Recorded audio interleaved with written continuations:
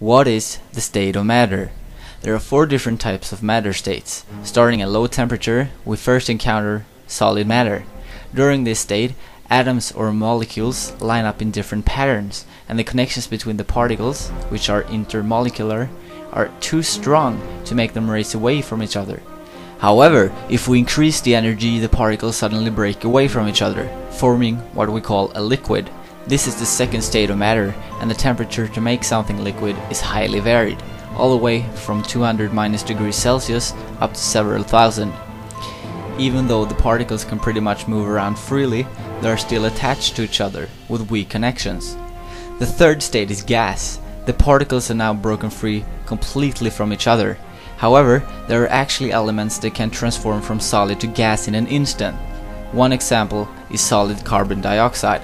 This is called sublimation and is used to create cool-looking fog effects.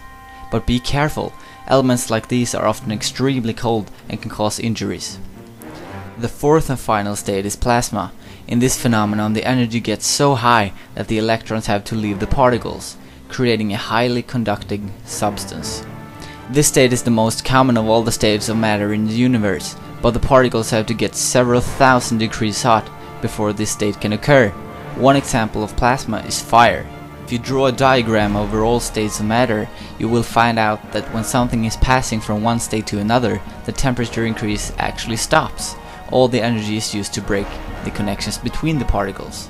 The most common tests are with water, and lucky for us, the state of water is liquid.